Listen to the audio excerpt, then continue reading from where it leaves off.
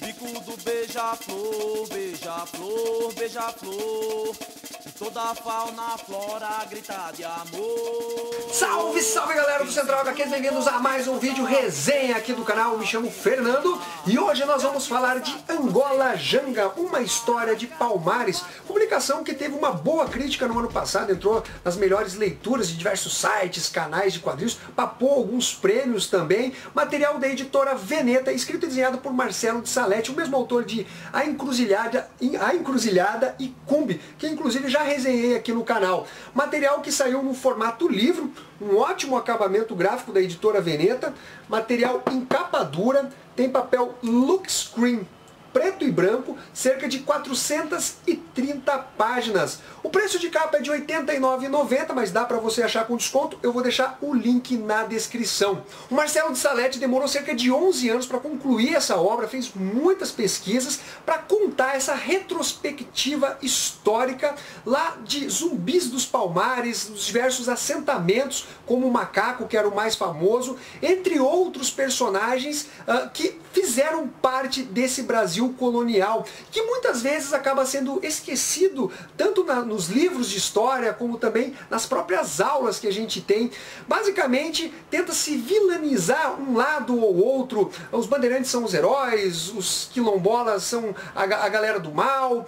E eu achei que o Marcelo de Salete ele conseguiu ser bem honesto na hora de contar essa história. Ele demonstra, por exemplo, que lá nos quilombos existiam também brancos pobres que viviam junto com esses escravos que estavam tentando ganhar a liberdade.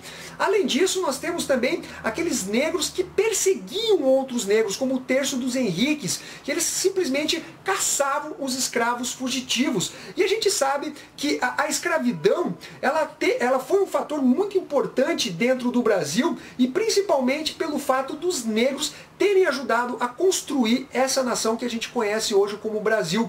Então é muito importante a gente ter na memória tudo o que se passou há séculos atrás, até para a gente não repetir esses erros.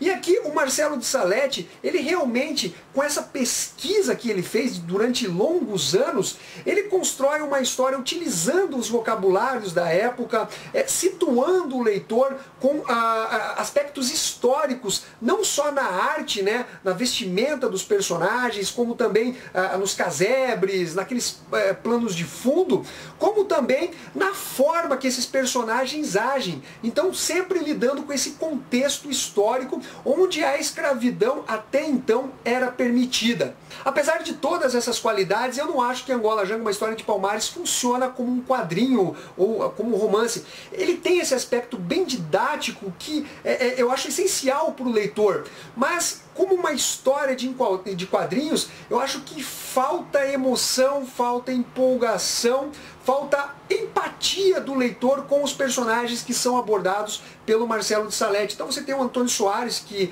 é um dos principais protagonistas, Zumbis dos Palmares, mas você não se importa com eles no sentido de serem indivíduos atrativos, que causam uma empolgação no leitor.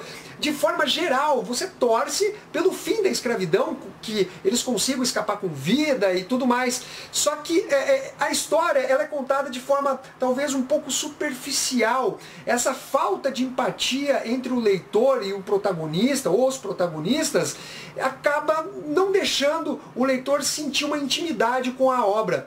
Além disso, a arte do de Salete, apesar de ter uma pesquisa histórica e ele realmente construir cenários que remetem à época, falta uma narrativa mais dinâmica. Os personagens parecem estáticos nos quadros, sem falar que eles são desenhados de uma forma meio retilínea, né? Como formas geográficas, mais quadradões, vamos dizer assim. Então você não sente uma fluidez na história, ainda que ela tenha poucos textos, o que facilitaria essa fluidez. Não há uma dinâmica, né, na narrativa sequencial utilizada nos desenhos do Marcelo de Salete. Enfim, galera, aqui nós temos uma obra realmente muito boa, didática, mas que como quadrinho eu achei que faltou um pouquinho mais de liberdade poética do Marcelo de Salete criar uma trama mais envolvente entre esses personagens. Até porque ele aborda, por exemplo, os conflitos ali de liderança entre os quilombos, mas você não sente aquela tensão, aquela rivalidade, aquela disputa. Eu acho que faltou algo mais denso dentro da narrativa do Marcelo de Salete. De qualquer forma, é um material que, como eu disse, tem suas qualidades.